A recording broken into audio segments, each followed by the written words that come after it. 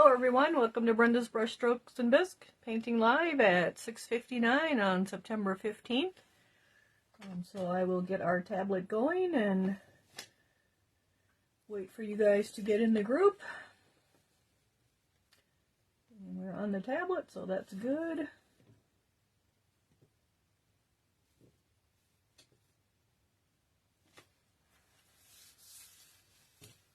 So hello everyone again, welcome to Brenda's Brushstrokes and Bisque, painting live at 7 p.m. on September 15th at 6:59. I was almost going to say October there. So we have our this box pieces painted here on the table, and we'll wait a few minutes for everyone to get in because we're a little bit early. So it's been a great week here with the weather. So I hope everyone else is having a great week with the weather. Looks like you guys are all coming on. I have a little show and tell. I guess we can do that first because there's been a lot of talk about the pastels, the pan pastels and the chalks and all that good stuff. So I do have my samples that I can show you guys. So if you go to buy them, you know what you're kind of getting. And then we'll open our box up and start our new box.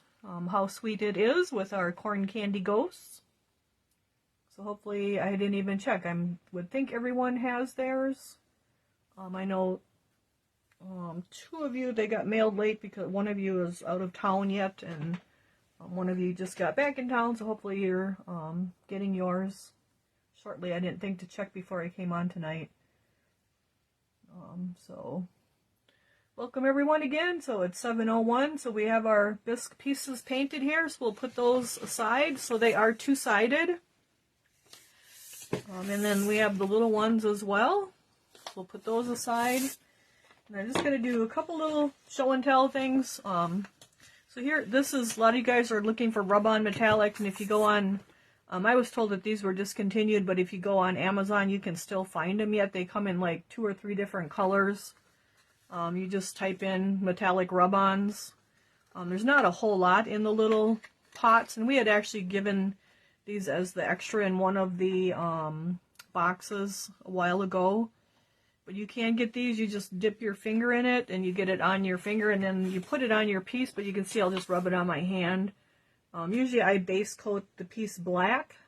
You're hearing the echo, not sure why. I'm in the same room as always.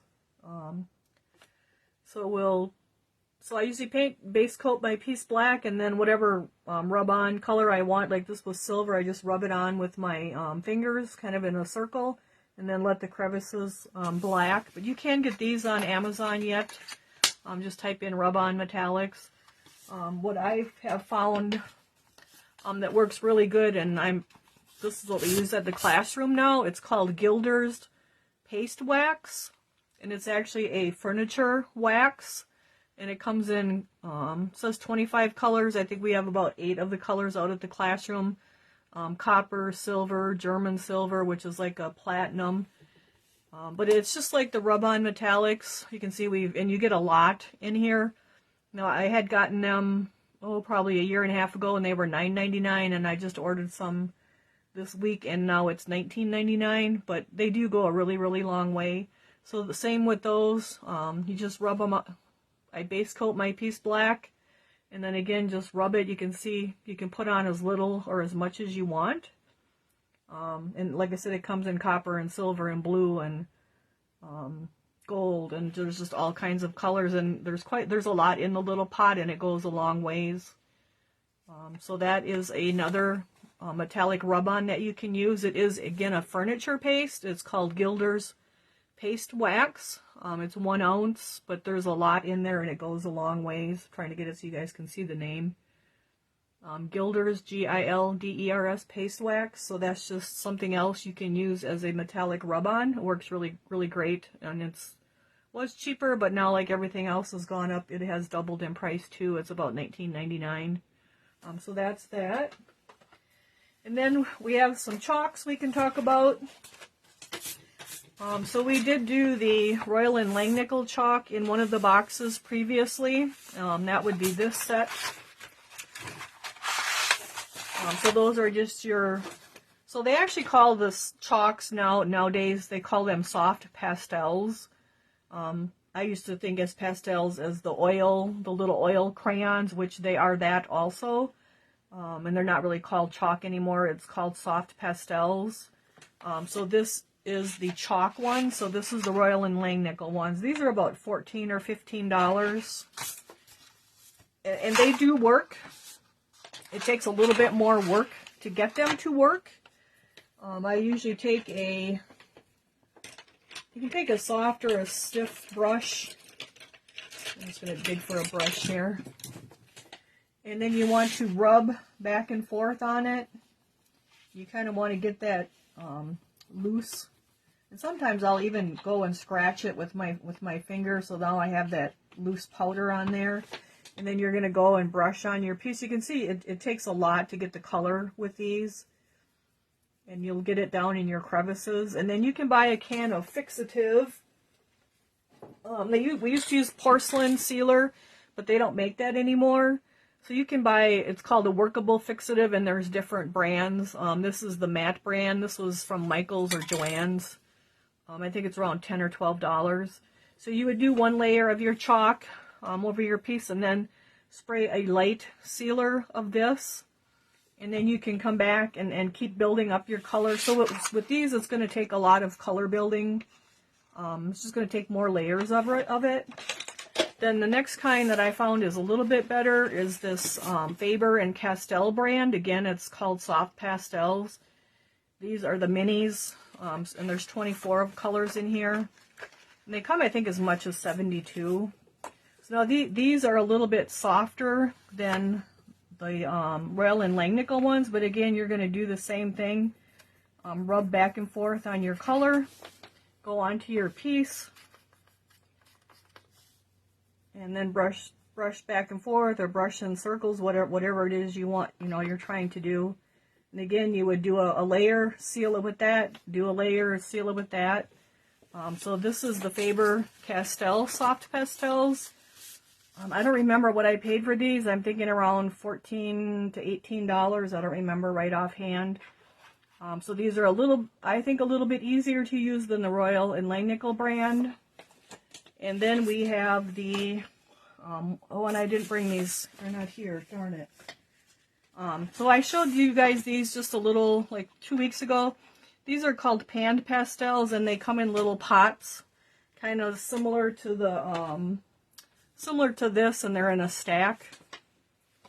And I just seen these tonight, and I thought I would just show them to you guys. So that's why, sorry I don't have them. So these come in packs of 20 colors, and there's 5 different color packs you can get. And then you can also buy them separately. And these are really, really, really soft, like a powder. So when you go in there and get it, you wouldn't get much at all.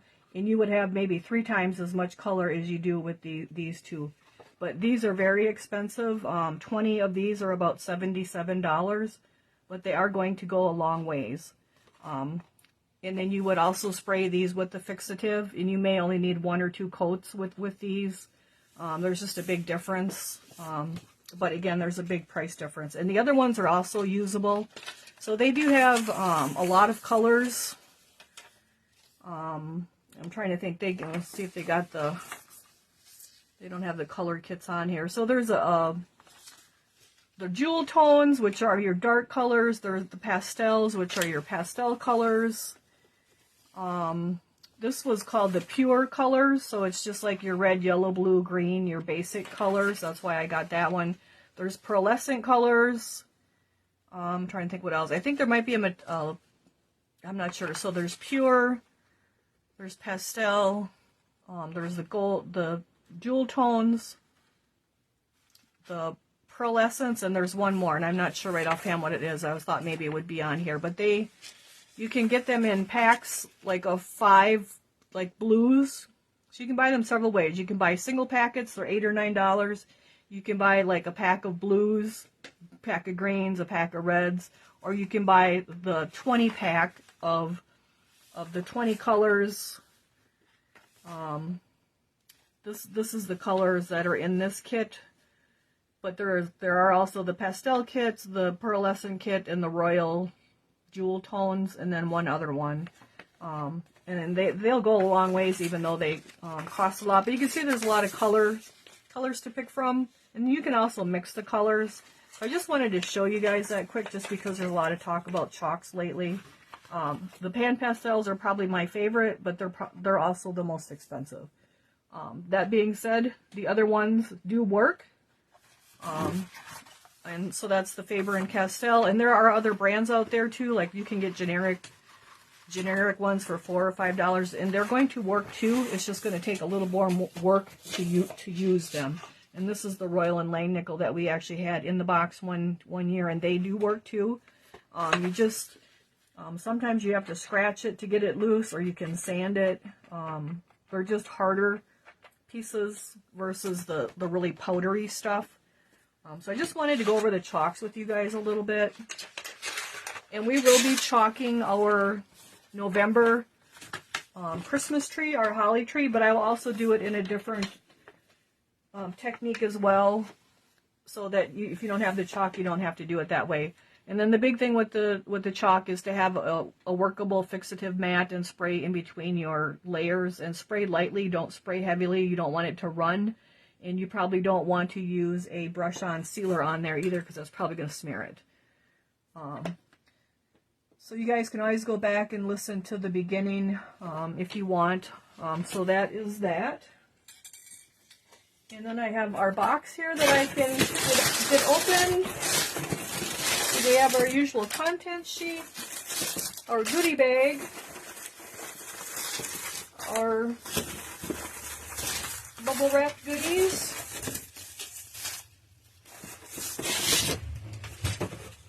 and it looks like I forgot to put a sticky on that one, so we'll open these guys up quick. Looks like a few of you already painted yours, and they're looking great. So here is our standing up one that we will do our trick or treat on, and then we have another one.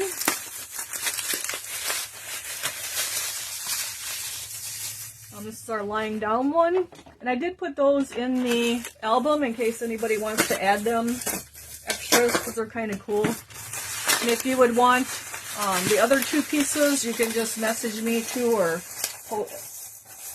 post on the album with the other corn candies that you'd want the other ones. I wasn't sure if you guys would want them or not. And then I do have the gangbuster size one. I'll be posting that one. I just didn't have one here at the house. They're already in bisque at the classroom. So here's our candy. And then we have our kernel.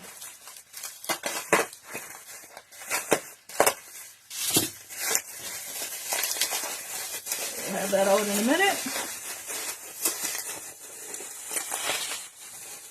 We did have one broken piece this month. It was one of those Halloween posts. I did try to wrap them really well, but they are kind of small on the bottom and big on the top, so I don't know if her box got banged or what, but she's going to get a new one next month. And then this is our kernel candy corn, so that's him. Then you had your goodie bag, and Mary especially made for you guys our little gnome to go with gnome candy corn gnome, and then he has the magnet on the back so you can put him on your fridge. I'm actually going to put him on my little post here. And then we have our goodie bag. So thank you to Mary for making those.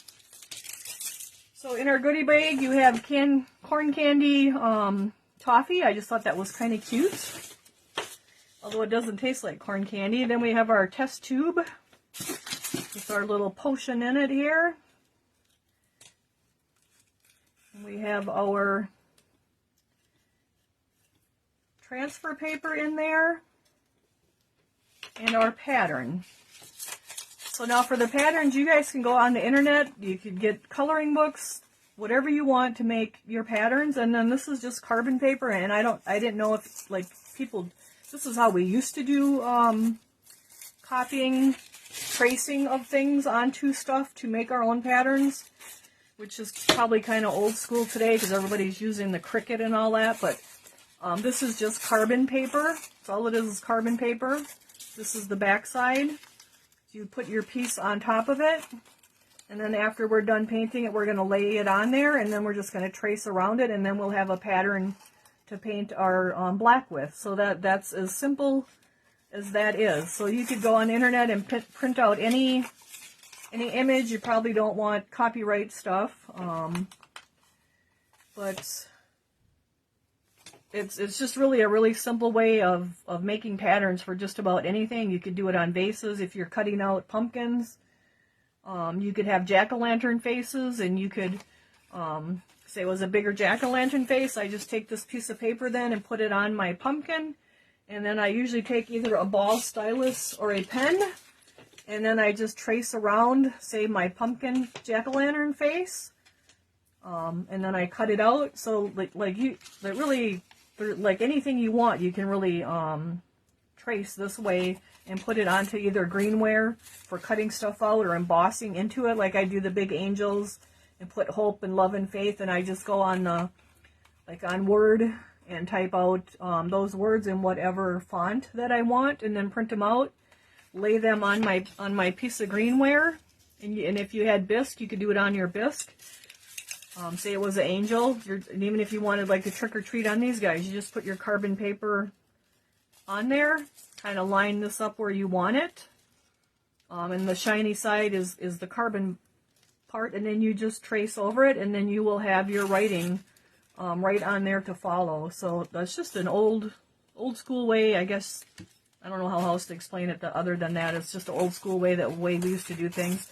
A lot of people use Cricuts and stencils now and all that, but this is a pretty cheap and easy way if you don't have those types of things, and it's very versatile. So like you could do spider webs, spiders, the Halloween house, haunted houses, not the Christmas trees, but like the oak trees and the cemetery and all that kind of stuff. You could make all kinds of little prints and put them on these guys. So I just wanted to give you guys something different to do once, and that was what I thought of. So then our other little thing is our glitter that we have in here. So, but you could trace that stuff onto, say you had a vase and you wanted like a mountain scene in the lake and the trees, like you could print out that picture, put your carbon paper behind it, trace it onto the vase, and then go back and paint your vase out. And it could be with the one strokes, or if you're doing acrylics, you could do it with acrylics. So it's just really versatile. Well, that I got my hand all painted up, you guys. Then inside your content pack, we have another paintbrush. This is our size 4. It's a square shader. So I will take that out and add it to my little pile over here. Let me see. So we had a question. Can you use the plastic stencils? Yep, you sure can. Those will work too. You can say it's a plastic cutout stencil. You just lay that on your piece. Say you have your blank piece, and just trace where the cutouts are. And that's actually what people are doing with the Cricuts, like they're making their own stencil, or the silhouettes. Any of that stuff you can use. Like even these guys that are on here now, you could cut this out, put it behind the carbon, and you could actually put the little house on here, or in the little tree. That's kind of why I did that. So there's just a ton of stuff you can do with the carbon paper. Just something I've always used all along. Kind of something I learned with to start out with. Then you also have your Clay Magic flyer. So like here's spider webs. You could print out a spider web, and you could do that on your little piece if you didn't want to freehand it. It's just a good way to not have to freehand stuff. You could print out trick or treat, and do that on your pieces too with the carbon paper. So then you can do names. Just pick out the font that you want to use and print it, and you might have to size it to get it to fit depending upon what size your piece is. But it's actually really, really handy to be able to use the carbon paper, even though it's kind of an old school thing. All right. So, and then we have our instructions with our paint lists. So we are going to start with base coating all of our pieces black. And we have some new people yet again, so we're going to just go ahead and do that. So I have our black, which is OS476 black, which this is an acrylic paint. It is the Duncan brand. You will find that the ceramic paints do cover better than the cheaper big box store paints. And I need to unplug my paint bottles here. So you could also color wash this. We haven't color washed in a while, so I'll probably color wash by the end of the year. And then I just want a nice nylon painting brush, and you guys would have gotten the size 12 in one of your boxes. So that is what we are going to do. I would like to dip in the water first to condition my brush, and then I pat it on my paper towel. So that keeps the paint from going deep in your bristles and drying up in there. Just by doing that, it's kind of like when you wash your hair, you get it all wet. Then we're going to dip into our black paint. These are always brushed, but you can dust them. And then we're just going to brush back and forth. So this is a nylon painting brush. I usually use the nylon brushes for base coating versus the boar bristle or the stiffer brushes, although some people do use those. So it's kind of up to you what you want to use. And then we're just going to brush back and forth, get it down in all our little crevices. I always do my bottoms so the bottoms look good. So does anybody have any questions tonight? You guys can always ask questions. I know some of you have seen the album. I'll probably post a few more things in there. I did just pull the Witchy Poo's brew mold this afternoon, so I'll probably get some of her poured in there. I'm not sure what else yet. I did add that jack-o'-lantern. Trying to keep it so they're not too oversized. Witchy Poo is going to be close to being oversized. We'll have to see. But otherwise, I'm just brushing back and forth and getting a nice coat of black on here. Feel free to use whatever colors you want. I can't think of who posted her. I think Maria posted hers yesterday, and she actually had glitter. The orange glitter on the noses, and that was really cute. And she had white stitches instead of the colored. And then she had polka dots on her bows and on her on the bow and the bow ties, and that was really cute too. So there's just a ton of things. You guys don't have to do them. Don't feel obligated to do it the way I do it. I did it, but I mean you're more than welcome to. So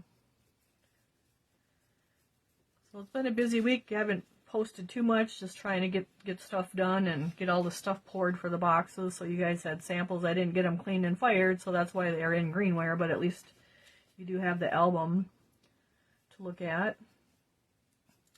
I did get the other two vase pictures painted. I'll probably post those. I don't have the candle toppers for in them. I don't know where I stuck them, but you can see what they look like painted then too, I suppose. You could use them as vases as well. They wouldn't have to be candle holders. Like you could put sunflowers and cattails and stuff in them. Like they'd make really cute vases as well as candle holders, I suppose.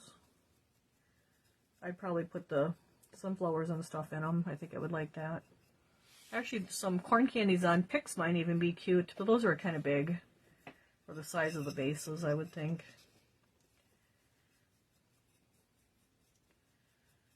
Let's see, anything else going on with you guys? I did pick up the Mako Retro molds yesterday, and I poured them today, so they'll come out of the molds tomorrow, and I'll probably start the November album with a pre-order for that, so I know how many of those I actually need to pour. I do have 2 molds, so hopefully by starting with the pre-order, we'll get everybody covered that wants one. Not sure if you guys are interested in that or not, but I did get the 2 molds, so. And that's probably the last new release mold from Mako, as far as I know, because I did talk to Michael Harbridge yesterday, and he does not feel that they're going to be releasing any more new molds now. Some of you probably heard that the mold production is going to a ceramic shop, and they're going to produce the Mako molds, that Mako actually won't be making them. So they're getting the masters to be able to do that. And because of that, they won't be releasing new releases, which is kind of unfortunate for all of us. So let's see, we got any questions? No. So a lot of the pieces that are in the album are they're fallish. There was, I think, one Christmas piece, and then they were kind of the sets of 3 of all the things that go on those 3 stumps that Clay Magic has. So that's kind of the if you're wondering the size, and all the sizes are listed on the description. And then I did have the ruler in front kind of for the width too, so hopefully that helps you guys for wondering what size something is. Okay, so I'm just getting rid of any little white spots. I don't want any little white spots down in any little crevices, because once we get to dry brushing, they're going to stick out like sore thumbs. So we're going to go back here and touch up. I did get the Pilgrim Bears and the Scarecrow Bears on Sunday.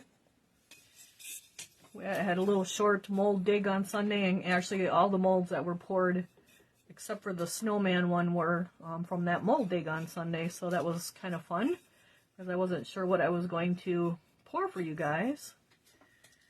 And then those were just like perfect. They're perfect for the month of October.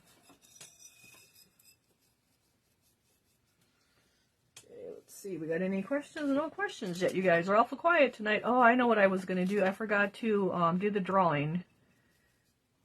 I'll have to do it after and cut up all your names and put them in a bowl and draw it, and then I'll post it, and I'll post what the drawing is. Sorry about that, you guys. I meant to do that and I got sidetracked. So anyone that posted on the name suggestion for the box, so anyone that posted on that picture, I will cut up your names and put them in a drawing.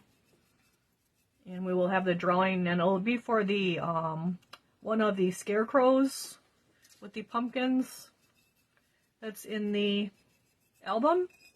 And that scarecrow actually kind of matches the vases. With he's got the two crackpots, or yeah, the crackpot snowman. Oh my God, you guys, I must be stuck on winter here. We're skipping to October and talking about snowmen. The crackpot pumpkins are next to the scarecrow, which looks like the scarecrow that is on the vases, the candle holders. So anyone that commented on that post, I will put your name in a drawing as soon as we get done tonight, and then I will post the winner and a picture of that scarecrow too. He's really cute. It's a pretty good size piece, and then he's got the crack clay pot on his head, and then the crackpot pumpkin next to him. And I did post the crackpot pumpkin set as well for the add-ons too, and those are really cute too. So we had some good suggestions, and I wasn't sure what name, and I thought, well, fall is calling. Kind of, I don't know, kind of sounded good, so that's the one. I just kind of went with that one. So our box will be fall is calling.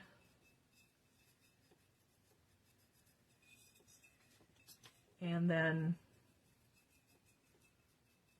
we'll draw a name, and someone's going to get the crackpot scarecrow. So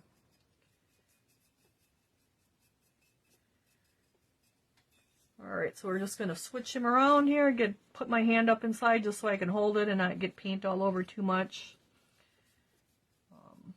Just painting base coating in black using our black acrylic from Duncan. Brushing back and forth using a nylon brush. Dabbing into all our little areas so that we don't have any white spots anywhere, so that's really important. I did the bottom, so our bottom looks good too. So we'll keep going away here.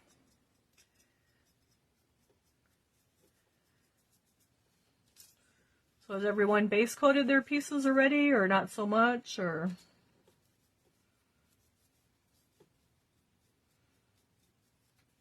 Yeah, I don't see many comments going on. I just see that you guys are here. Are you guys going to use the carbon and the stencils on your little candy corns, or are you going to try to do something else? You could probably even buy like little Halloween stickers and stuff to put on them too. Or you could just paint them like plain real candy corn.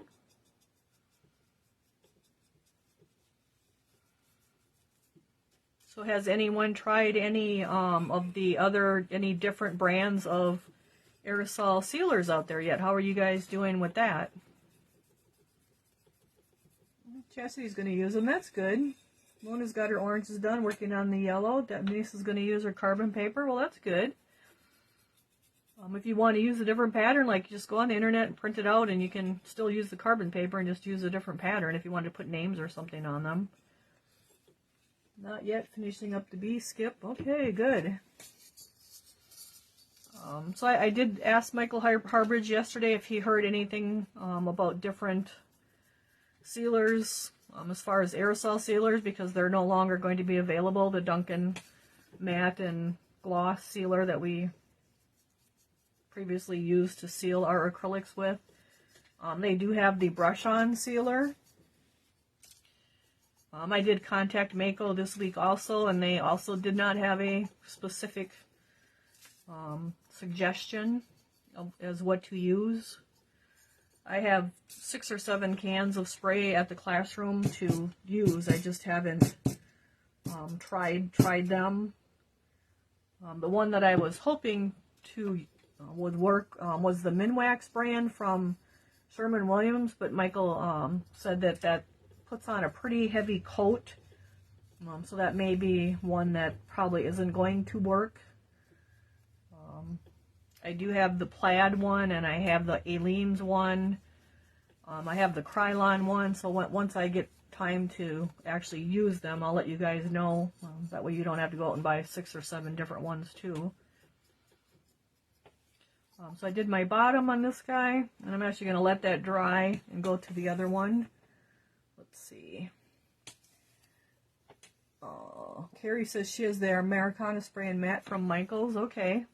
Maybe I'll stop there and check that out. I do have to go to Nina tomorrow to get our boxes that we ship your box in. I have a box order in for those, so maybe I can stop there and look to see what Michael's has. I know there's the Aleene's. I've never used that. I do have a can of that. It was only 6 ounces, and it was like $6, so it's not the cheapest to use either. Of course, the brush on is definitely, you can definitely use it. I've just never been a big fan of the brush on in the past, but maybe what we have to use. I'm sure someone will come up with something here. I know quite a few people have posted on the different sites that they use the Krylon brand, and I have that to try too, so we'll have to see. We'll have to see, I guess.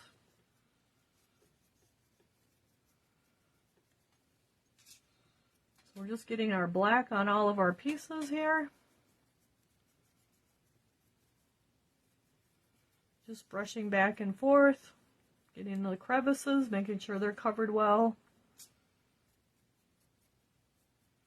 And then brushing it out so we don't have any big ridges anywheres. And then we want to come back and touch a little Rust-Oleum. Okay, so that's another one. I think I have that. I think I have a can of Rust-Oleum too. I'll just have to take one day here and do it. Give it a try. I'll probably paint. I should probably paint a bunch of the same pieces, and then I can compare them to each other better, instead of having all seven of the same pieces. Are probably going to be better than 7 different pieces to really compare what each one does. So we'll have to get it of a try. If you do get something, you want something that's going to be non-yellowing, that like UV resistant. That's one thing that you are going to want to make sure. I know a lot of people use Mod Podge, but you have to make sure that, I don't know if the Mod Podge is all UV resistant, so that's something to consider if you're using that. Okay, Okay, I'm just getting all our little white spots here.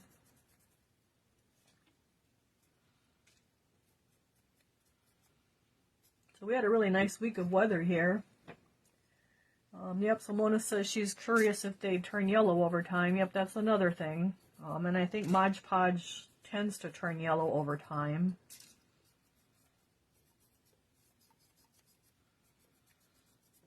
I think if it's UV resistant, that's probably going to help for it to not turn yellow over time. Oh, and now I see a little white spot here. Sometimes, like if you read the can and if it says like archival quality, like you'll notice that with like the papers with the scrapbooking and stamping, that means it won't turn yellow. So that's something you can look for on the cans when you're reading the cans. Alrighty, so we have that done. So then I like to wash out my brush because I probably won't use that now. I have my Harold's brush pad in the bottom and I just brush gently back and forth. It's just a blue rubber pad. Like you don't want to really like bear down and beat your brush on it. I just brush back and forth real gently. Then I like to pat it on my paper towel. And so I still have a little bit of black coming out, so I'm going to go back in there. And then I can pat it again. And that's pretty good. And I'll wash my brushes out again when I'm done for the night. Okay, so we have number 1 done. So we are going to dry brush. We're going to go into number 2 and dry brush our middle sections with rust and then persimmon. So let's get our rust. And our rust is, I got 2 of them here. Our rust is OS454 rust. And you can use burnt orange or terracotta. Nope, I just put my finger in the black paint, you guys. We'll get a pile of rust here. And I think I need a new bottle. Oh, I got a new bottle here. So we'll give that a good shake. There we go.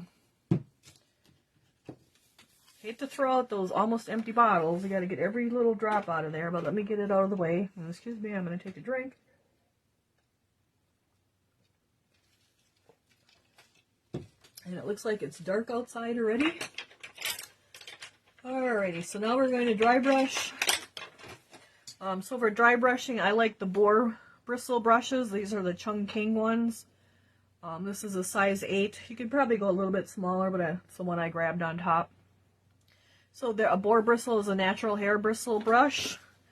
So we're going to get a little bit of our rust. So I just go in and get a little bit, brush back and forth. And I do that a couple times to work it up into my bristles. And now we have, so Linda says, forgot, what can I use instead of persimmon? You can use a hot orange instead of persimmon. That'll work too. Persimmon's just a little bit darker. Alrighty, so now we have our middle color. So we have our seams between our 2 colors, so I want to go across those. So I'm just going to brush up and down. And we just keep grabbing a little bit and brushing back and forth. And we're going across our little crevices there, so we keep our dark color down in there. And I don't stay in one spot and get the whole thing at one time. I kind of work it around and do several layers at a time, or several layers to build up the color. We're going to brush right across our bow tie. If you get some on the bow tie and the stitches, that's okay. Those colors should cover that up. And then we're just going to keep building. So this is our dark color. So I can show you guys, because we haven't talked about color too much over the time here. So we have, I like to do 3 shades of color. So we have our rust, which is our dark color. Then we have our persimmon, or our hot orange. And I actually have hot orange here. I'll have to dig out the persimmon. Maybe I don't have persimmon here even. Let's see. Oh, we'll have to see. So it's close to the hot orange too. And then we have orange peel, so that is our light colors. We have dark, medium, and light, so that's our shading. So a lot of people want to go back and do shading with the chalk, and really if you have your dark, medium, and light, you're probably okay, and you don't need to go back and do that shading with the chalk, unless you really want to, like really enhance it, I guess you could say. But if you have like the 3 shades, usually you're going to be pretty good with your shading from dark to light. If you were like just going to use like just the orange peel, say you went from black to orange peel, that's where the chalk would come in really handy to come back in your crevices and shade it with a darker shade of orange. But really we do a lot of shading with our dry brushing, because we do our 3, generally all my pieces have the 3 layers or 3 shades of color, the dark, medium, and light. So you can get by without having to go back and do the whole chalk thing. I like the chalk for on cheeks and little special things though. So it would be fun. So we are going to learn with the chalks, and we're going to do our tree in November with chalks, and then I have the Doc Holliday hummingbird vase, and the hummingbird, it's a little round container like you could put your wedding ring or something in it, and that has the hummingbird on top, and we're going to do that with chalks also. That'll be next year. I'm not sure which month. I'm kind of waiting to see when the Creative Paradise molds get here, because there's a snowman in there that I may want to do before we go to the hummingbird. So we will be doing the November box, and then another box probably like February, March with chalks again. So you guys are going to get chalk experience. So, all right, so now we have 1 layer on him. So then I'd like to put him down and let him dry, and then go to another piece. And while that's drying, that is going to take more color than when we come back to it. But we'll be doing the whole those whole pieces with the tree, and then the hummingbird vase and container with the chalk. So it's coming. And then I'll also do that holly tree another way, in case someone doesn't want to do chalk or purchase chalk. So we'll try to get some different techniques going on here again. And with the snowman, we're going to do crackle. I don't know if we're going to do it on the bird houses or on the snowman itself, but we're going to be doing a crackle technique on him. And then for December, we have the Donna gingerbread ornaments. And I'm trying to figure out how we can do piping for the frosting on those guys. So I haven't had, Talisa actually messaged me something, and I, excuse me, just haven't had time to, excuse me, I have to take a drink.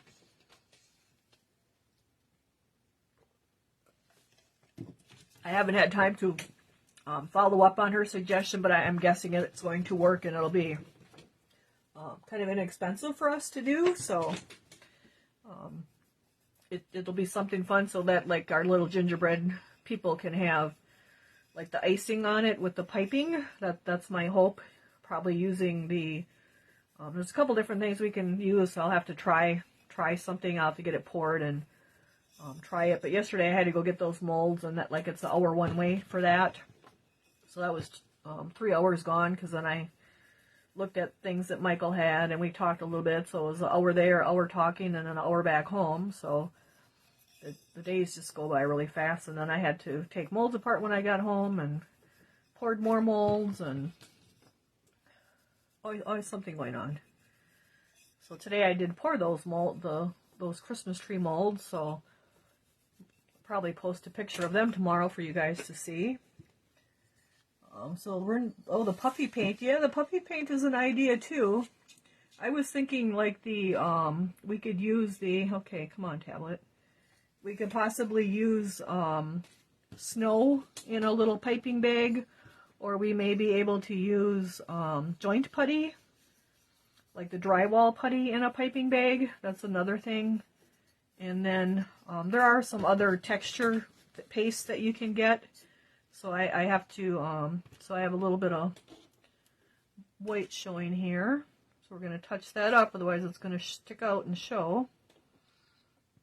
So I have a few options. I just have to like test them and make sure that it works before we actually do it. But that's my hope, that we can do some piping in that December box. So now I have wet paint there, so I'm just kind of going around it and doing the rest of it here. And then we'll set that one down. And the puffy paint was easy to control. Okay, did you put the puffy paint in anything, or you just used it with your brush or palette knife?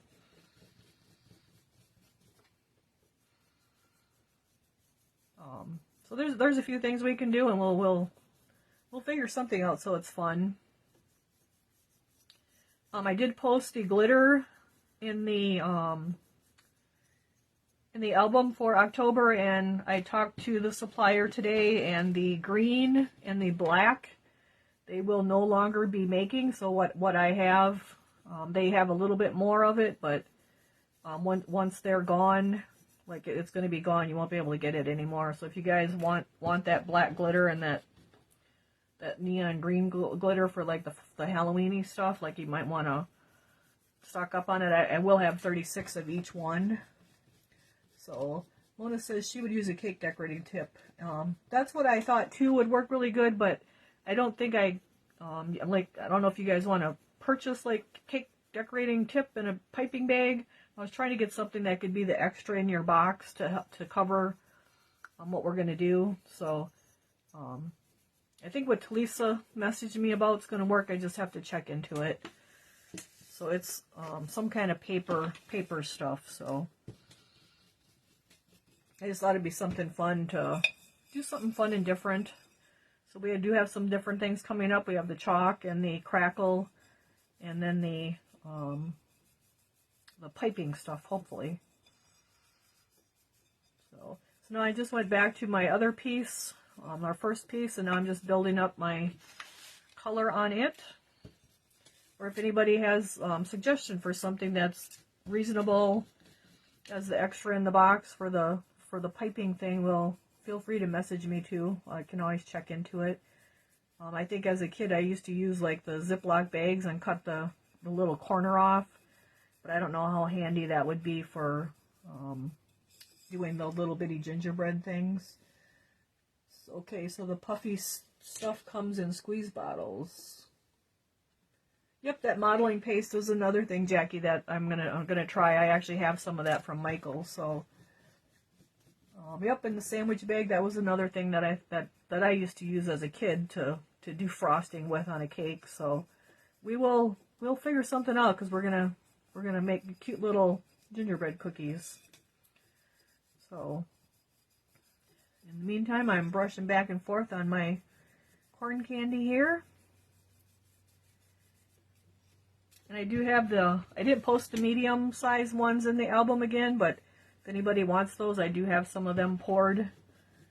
You can just message me that. You can always look in the last album, and if there's stuff in there that you want, you can just message me and I'll add it to your invoice. Try not to be too redundant with the pictures in the albums, but you can always refer back to the previous ones for stuff.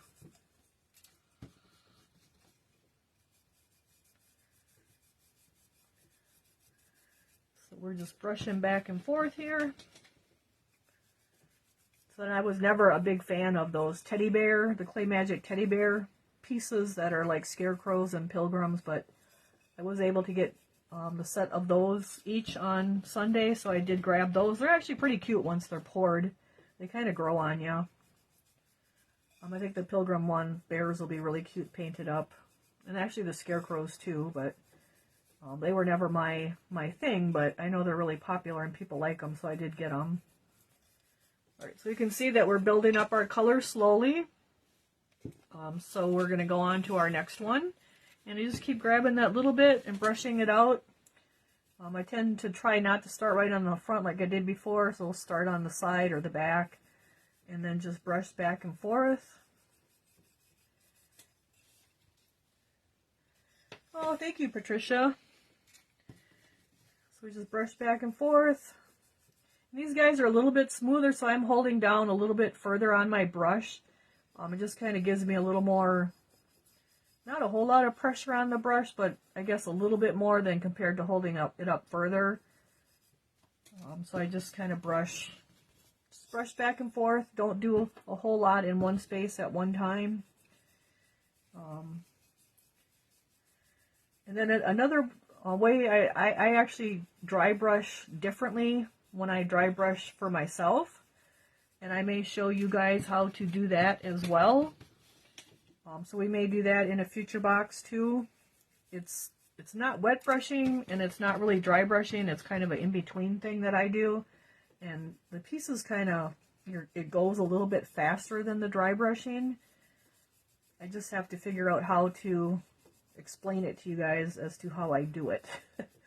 So when I painted the vases, that's actually how I did the vases. So I'm debating if we should do the vases like that or not.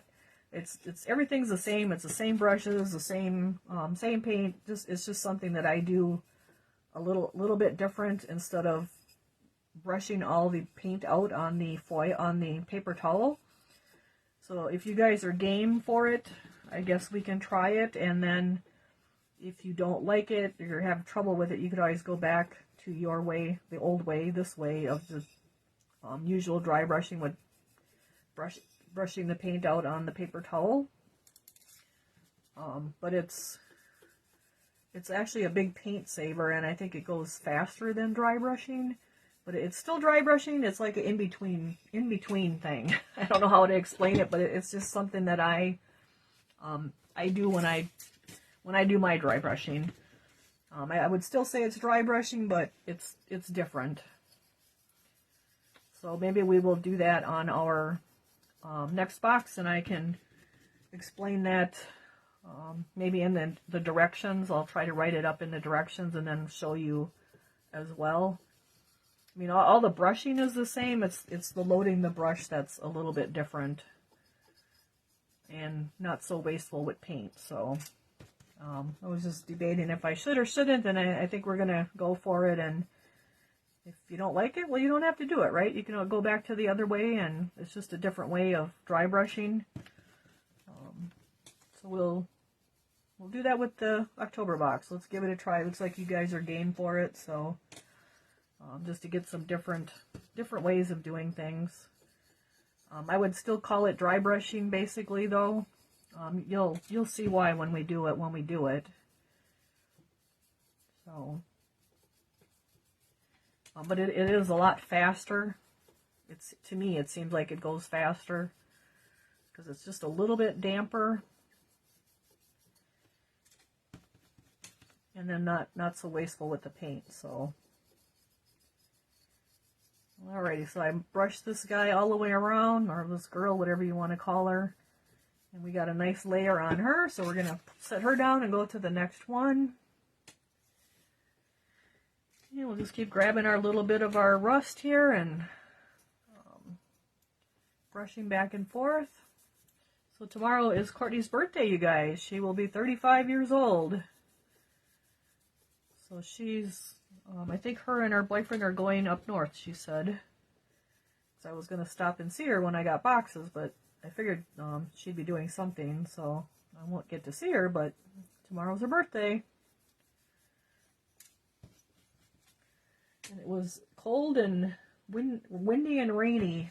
Damp brushing. Yeah, that's what I was trying. I was trying to figure out a name for it, Mona. That's why I wasn't sure what to call it when we do it. So I kind of want to call it something because it's kind of my own style, so I'll figure something out by the time I have to do the instructions.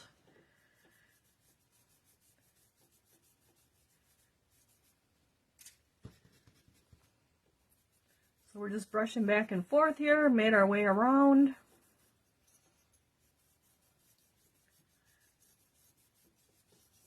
And so when I look at this, like it needs more, so I'm actually just going to set it down and now go to the, go back to our first one.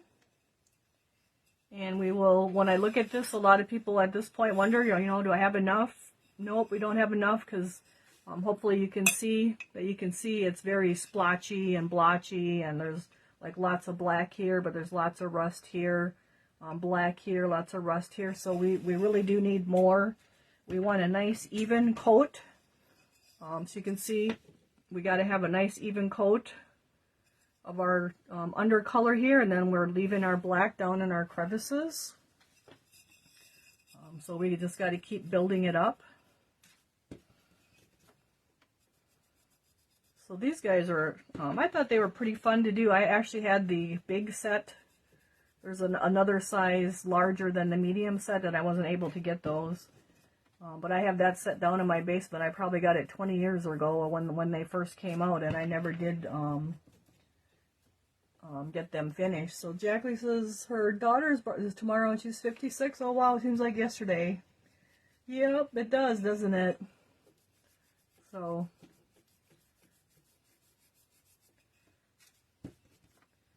she was, it was cold and windy out then, and it seems like the weather here always changes once her birthday rolls around.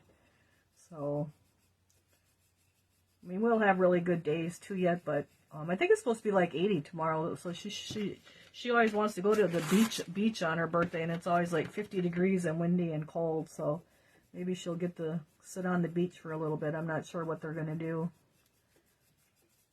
I know if you go further north, like the trees are always really starting to get really colorful here. So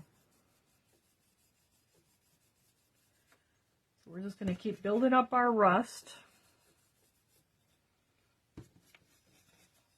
Just brushing back and forth.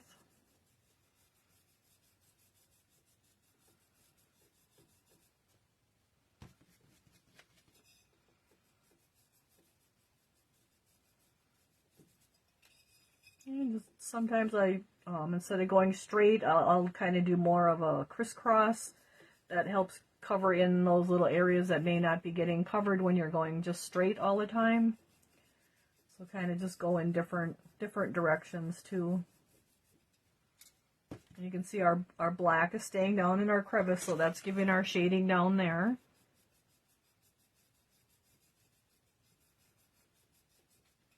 And then I just keep slowly turning it and rotating it around. And it's the first colors usually takes more. Once you get to like your next color, it'll take less, and then your next color even less. So I'm kind of excited to take those retro trees out of the molds tomorrow to see what they look like. They're pretty big molds, so they're going to be pretty good sized trees. And then they have their bases as well, which are kind of star shaped. So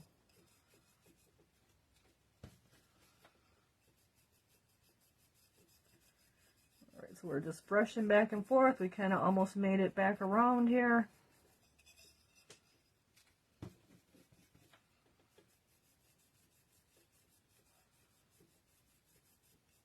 So you could, another way to do these is you could paint them, say your,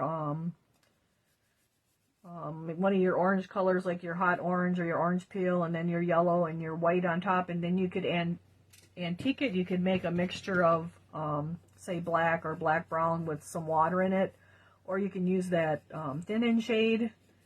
You can mix that with your paint and make a little mixture of antiquing solution.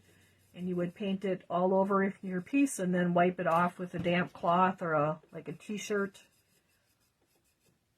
And then you wipe off all your high spots, and then that dark color would go down in your crevices. That was like the popular way of doing things when I first started in the 80s. Like we didn't do dry brushing back then. We painted the pieces and then antiqued them. And they used to make antiquing translucents, but they don't make those anymore, but you can make your own just by either mixing the paint, thinning it with water, or the thin and shade. The thin and shade will actually keep the paint open or wet a little bit longer, so it's easier to wipe. If you don't put the thin and shade in it and you just use water, you're going to want to do like a 3x3 area and then wipe it off. And then do the next 3x3 area and then wipe it off. So he's coming around pretty good, so we'll put him down so you can see now he's got a nice layer, another layer compared to the other one. So some more here.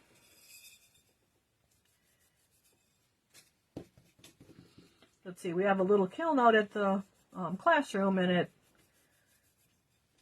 works, but it doesn't heat up to cone 04 or 05 for doing glaze firing, so I had to get, I ordered, tried to order elements for it, and and it's just a Duncan kiln, and I had to actually contact a ceramic shop in Canada to get the darn elements for it, because no one here makes them anymore. So, you just never know, but they were really, really helpful. And then I actually have my other bigger kiln where the kiln sitter, when you push the plunger button in, it doesn't stay in, even with the cone in the cone sitter. So I talked to him about that, and he said there's a spring in there that's probably sprung, so he's actually going to send me a spring. So hopefully I'll be able to get 2 of my kilns back online, which would be really nice, to be able to fire the glaze stuff out at the classroom and not have to cart it back home and then fire it and take it back. So I'm looking forward to that. So maybe I'll give you guys some pictures of kilns apart here.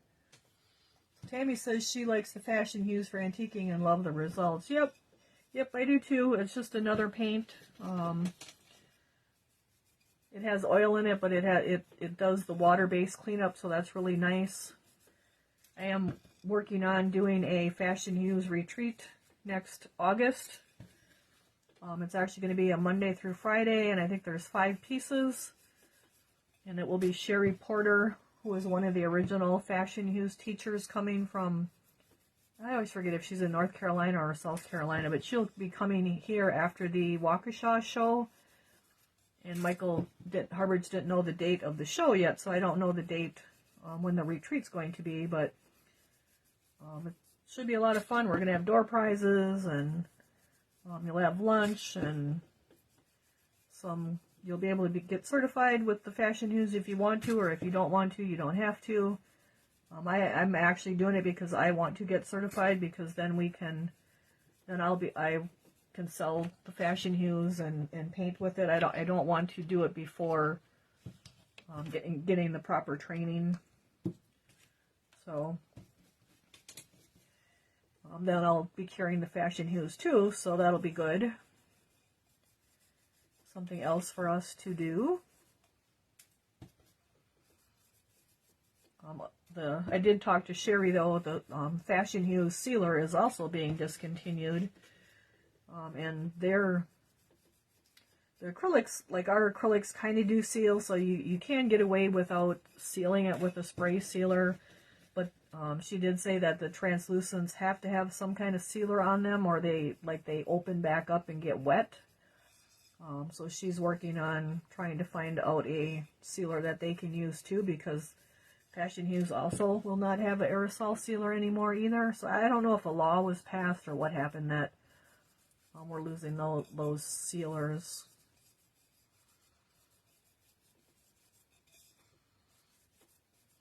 Okay, so I worked our way around on this guy, and he's looking pretty good, but he's going to need another coat too, so we'll set him down.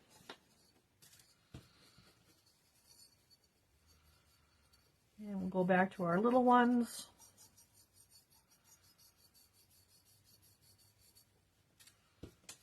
And just paint back and brush back and forth here, nice, and get it nice and even.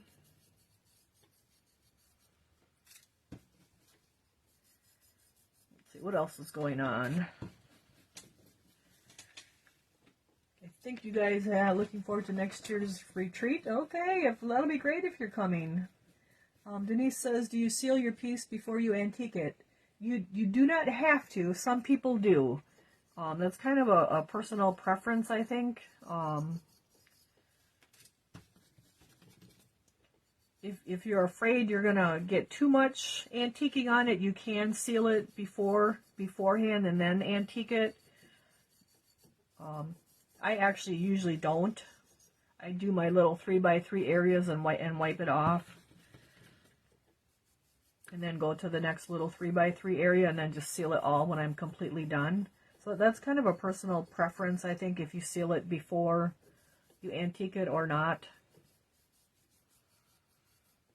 I think you get a little bit better depth of color if you don't, because once it's sealed, like it wipes off really easy, and you can wipe it all out and not have it. But then again, you can have too much too, and you can't wipe it off if it's not. So it kind of depends on your preference. Let's see. Oh, the whole set of fashion hues. Yeah, I have them too. I got them last year for my birthday, and I haven't, well, I haven't used them at all, but I did just dig them back out here the other day, so I want to get, doing a little practicing on them before we have our retreat, so I know a little bit about them, how they work, so, the ladies that went to the Waukesha show, we all took a little make and take at the show. It was a little Jack pumpkin, and we painted the metallic. It was just the orange and then 2 shades of green, and then we wiped it, and we didn't seal that one before we antiqued it, and that was the metallic fashion hues.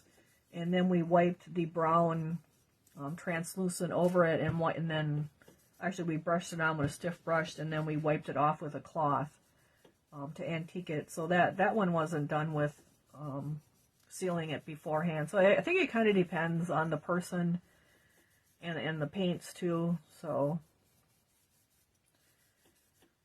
it was a really easy little project. With our retreat, we'll be going over all the products and how to use them. And then we have some really neat bisque pieces picked out that like aren't being done in other workshops for them, so they'll be different pieces, not your usual turkey and pumpkin thing, so we'll make it fun. You have to base coat before you start to antique. Yep, with those you do. Like we painted those pumpkins with the metallic orange and the green first before we antique them. Okay, so now we're back to our rust on our first piece. And I look at it again, and I can still see blotchy. It's not real even. Just black through it. So I want to get at least one more layer on, so we can get that nice and just more even coverage with our rust. That's kind of the one thing I think with the dry brushing is people don't get enough of this first layer of color on, and they have a lot of black coming through all their colors yet. And really, we just want the black down in all these crevices, not so much on the main part of our piece where we're getting the rust. So like I can see black through this area. Like I really don't want that. I just want that black down in that crevice. So I want to build up this layer just a little bit more. So just that little bit. Now we have a better coverage with our rust there, and our black isn't like coming through the rust. I would actually love to do a fashion hues piece with a rooster.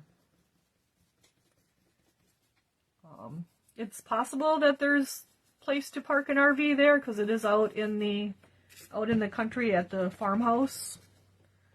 So I'll have to check with the people I rent from. I don't foresee that would be a problem. So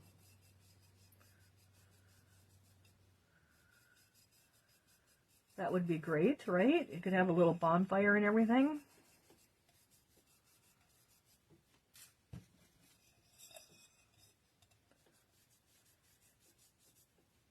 Maybe we could even sneak in a mosaic project at night or something. Just make it a really special event. And then there is like a full kitchen at the classroom there, so like you guys would be able to make your supper and stuff out there. We'll be providing like the lunch, but like you could actually go to the grocery store and cook your supper on the stove and the microwave and fridge there. So I think it'll just be a really, really good, cool thing. But if you have an RV, you'll be able to cook right there with that too. So that might work good too. All right, so we worked our way around. He's looking pretty good. It looks like it needs just a little bit more. I can see a little bit of black through here yet.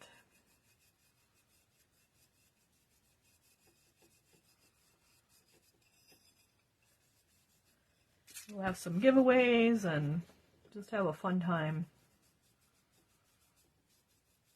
Some good food, good Wisconsin food. Alright, so this guy's actually looking pretty darn good when I look at it. I don't see a lot of black through my main color here, or through the main body of the, where all the rust is.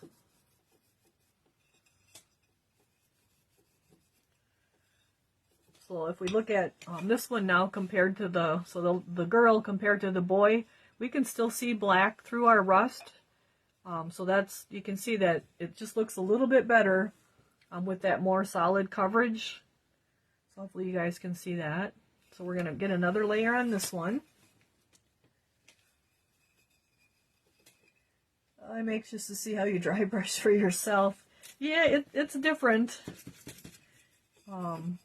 It's easy though. It's just kind of hard to explain. Hopefully the visual will work and you guys can be able to figure it out. So we're going to go to our little girl here and or our little guy and get him dolled up like the little girl. So you can see, we can see black through here. It probably wouldn't be too big of a deal if you went to your next color, but you would have like darker spots with the orange over it. So I actually do want to get another layer on there, so it's nice and even. Nice even coverage with that rust, and then we just have the black down in those crevices.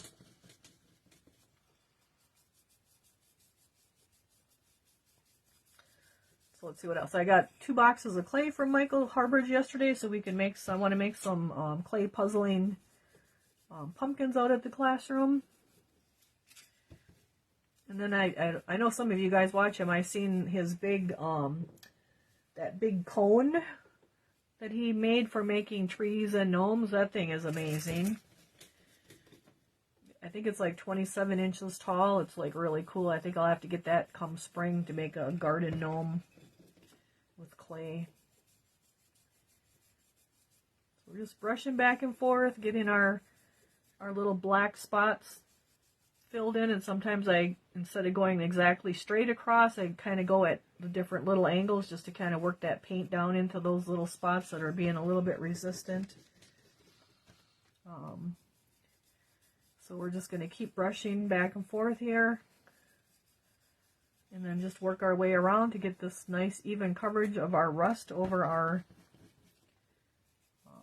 black in our center area here.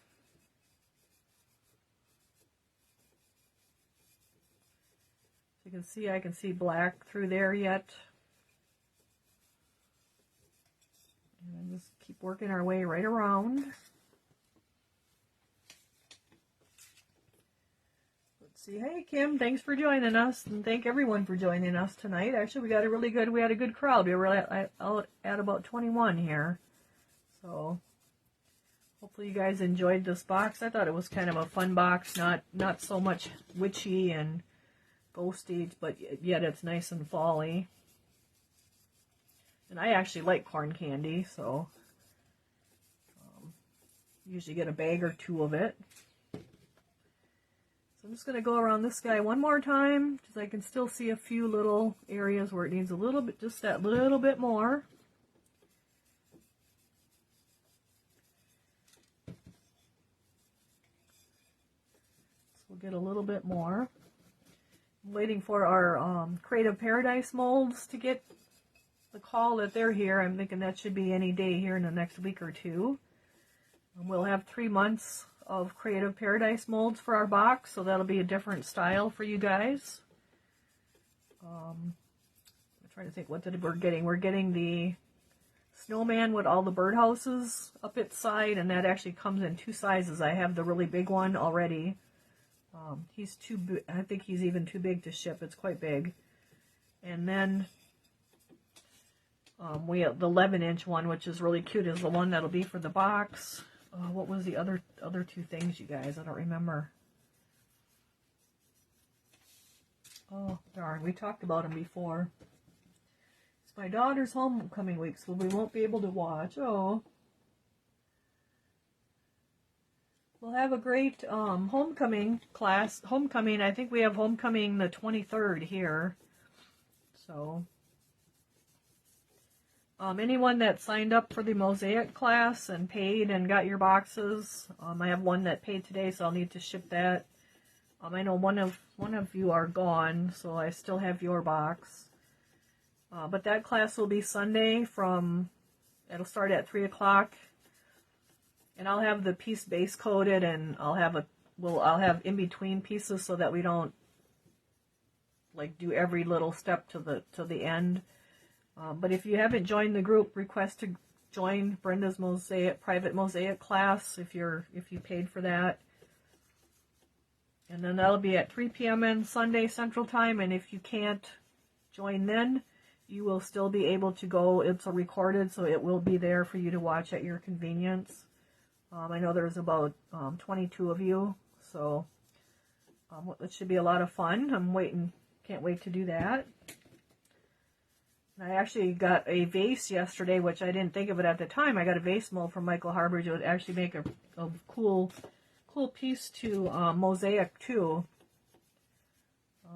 So we'll talk about different mosaic pieces that you can mosaic and all that on Sunday, but it is at 3 o'clock Central Time on Sunday in the Brenda's private mosaic group. So make sure you request to join, and if you can't find it, message me and I will send you a email link to it. So that pan pastel is at 5 on Sunday too. We'll probably be done by then, because I'm going to have kind of like step-by-step, like I'll have the piece already base coated, and I'm going to mosaic a piece part of the way so we don't have to do the whole thing during the live. And then I have one that's completely mosaicked already, so that one will grout. So that'll save some time, because I didn't want it to like go on for 4 hours. But it should be a lot of fun. Got lots of information to give you guys. So, and you can always go back to the group and post questions in there and post your pictures and all that good stuff too. So we're just dry brushing our little piece here that stands up, getting a nice coat on him, making sure we just have our black down in our crevice and a nice even coat of our rust. So we don't want patchy blotches of black and rust. We want a nice even coat of rust. So when we put our orange on, we have a nice even coat of orange. And you can go crisscross, or you just want to make sure you're going across those crevices. You don't want to go with them, because then that will fill that color in and you'll lose that shading that's down in there. He looks pretty good, so you can see he looks pretty even in color too. So we just have one more left here. Oh, so Kim Bailey says she's been able to speed up the painting class and improve her painting. Well, that's great, you guys. That's great to hear. So Patty asked about the class, how long will it be offered? I will keep the group active, and then if anyone wants to join and do it, I will be able to send you a invoice for the box, for the kit, the complete kit, and then you can just go and watch the video at your convenience of the live that we're going to be doing on Sunday. And then if you have questions, you can always message me or post it in that group. So it's kind of going to be an ongoing thing. I will have to get more of the pink, blue, green glass, because I couldn't believe that most of you guys did, like 95% of you, I think, did the pink, blue, green glass versus the green or the brown. So like I'll have kits, and all you'll have to do is tell me you want it, and then I'll invoice you, and you can pay it, and then I'll ship it to you, and then you can request to join that group, and then you can go in and watch the video at your convenience. I got a mosquito in here. Okay, Kim, we will call you Kim. Thanks for joining us tonight. Gail says where? It's on Brenda's Brushstrokes and Bisque page, and usually there's a tab that says more. If it doesn't have, so it usually has like about and photos and albums and media and files, and if it doesn't say groups there, then it usually says more, and you can hit more, and there's a drop down box, and then one of the tabs should say groups, and you would click on that, and then it would show you all the groups that I have, because there's Brenda's Creative Classroom, which is our original BISBox group. Then there's the BISBox subscribers group. There's the Farmhouse Classroom group, and then there's the Brenda's Private Mosaic group. So you would click on that and then request to join it, and then I accept you. And then you'll be in it. If you're having trouble, you can just message me and I can email you the link. And I'll actually message you when I get done, Gail, because I'm not sure if you're ready for your box yet or not. So it's sitting here waiting, so hopefully that helps. So usually there's a tab that says more on Brenda's Brushstrokes and Bisque, and then one of those tabs should say groups, and you can find the group there.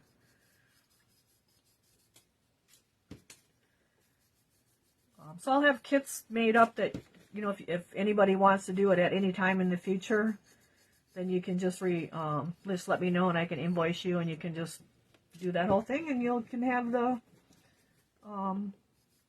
do the class. So the Thompson's water sealer, how many coats do you put on? I pour like a cup inside, like a measuring cup, and then I pour it on the inside and swirl it around so it gets the whole inside. And then after you're grouted, you want to wait 7 to 10 days. You want to let that grout cure.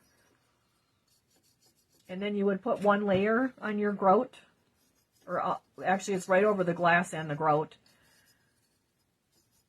So it's usually just one layer, and then you can repeat that. Like, it all depends if your piece is in the sun a lot. You might have to repeat it once a year or every other year. It kind of depends where your piece sits, if it's getting a lot of sun exposure on the exterior of it. But we'll go over all of that in the class on Sunday too. Alrighty, so we got this little guy looking pretty good too. So I think we're at just going to go back, so I got to come back here because I had a mosquito that I smushed. So I got to touch this up and get rid of the mosquito guts. And I'm just going to look at them. They look pretty good. So what I'm looking for is just nice rust coverage without black coming through. And it's fine that we're on our white and on our yellow part. That's not going to hurt anything. And it's fine that we're on our bow and our stitches, because those will just all cover that up. So I think we're at a really good stopping point for tonight. That way we won't have to start with the orange and not get it done. They look really good, so that's what you want, is a nice even coverage of your rust over this middle section without a lot of black spots coming through. You want a nice even coat of your rust so that when we get to our orange, like we have a nice color of orange. So you can see on this one, like we have our rust is like right through here and right through here, and then our orange is through here. So that's our shading, and a lot of people will do that. They'll try to do that with the chalk. But if you use the 3 colors like we were talking, the dark, medium, and light, like that's doing your shading for you. So you actually don't have to use the chalk. And then we have our black down in the crevices too. So that's, if you just use the one color, then that's where the chalk is going to come in handy to come back and come to the, you'd use like the darker orange or the rust here of the chalk, but we're actually accomplishing that with our 3 colors that we use. And so that's why I usually use 3 colors, because that we create our own shading then with our dry brushing. So hopefully that helps explain that a little bit. So let's see if we got any questions. I'm ready for my packages anytime. All right, I will get them out to you, Gail. Thank you. Let me see. Anything else? Great class. All right. I think we got everybody's questions. If I didn't, I usually go back over these later tonight. I do have molds to open because I poured a whole batch of them today again. So we're glad you guys joined. I'm glad you guys joined me tonight, and we got our pieces looking pretty good. They're coming right along. And again, if you missed the first part, in case you're working on your stuff, this is kind of the old school way of using the carbon paper. And then whatever you have for your design, like it don't even have to be the trick or treat, you put the shiny side down, kind of line it up on your piece where you want it, and then go over it with a pen or a ball stylus, and that will transfer the carbon onto your piece. And then I just use that and paint it over it with the black. So that's really, like, it's just really a simple method, the carbon paper, and you can just use this for a ton of stuff. Whether you're going on vases or, say you have the bundle up snowman and you want to put a name on, like put Merry Christmas on the belly of something, you just print it out on the computer. Use whatever text you want. Use your carbon paper, just center it on your piece. And you can buy carbon paper pretty cheap at the the office supply stores or Amazon, but you guys have half a sheet, so you should be okay. Just center it on there, put whatever your pattern is, whatever it might be. Because even like we have the house on here, like you could even like cut that out around there, get as close as you can. That makes it easier, so you don't have all this extra white paper. And actually, I'll just show you that quickly. So if you just cut out your little piece here, so the less non-pattern that you have, the easier it is. And then if you have a rounded area, you can actually like put a little cut into it, and that'll help your pattern like roll so it goes on your piece. Then you could say you wanted the house on here instead of the cat. Put your little paper on there, kind of lay this on there. And now I just trace over it with my pencil or my pen. And then when I lift it off, my little house is going to be on there. And all I have to do is paint it black and paint in the little yellow windows. So there's just a ton of stuff you guys can do with the carbon paper. It's just the old school way of doing it. Like I said, like a lot of people use the Cricuts and the stencils and stuff now, but this is really a cheap, easy way. You can get coloring books and use those for patterns. Just a ton of different stuff. So Christmas cards, you can use those for patterns, and then just trace them on stuff, whether it be snowmen or vases or anything. So all right, you guys, so thanks for joining us. I think we're at a good stopping point today. Linda says her box should be there Saturday. Great. We'll look forward to doing some new techniques through the end of the year and first part of next year with our chalk and our dry brushing, my Brenda's way of dry brushing, and let me see what else, our chalks, some crackle on our snowman, and then chalks again. So always send me a message if I can help you with something, and I usually try to. So don't forget to shop our album so I have an idea of what I need to have poured and cleaned by the time the first comes around, because it comes around pretty quick. So all right, you guys, thank you, and good night, and have a great week, and we will see you next week. So here's our finished pieces, too. All right, bye, everyone. Thank you.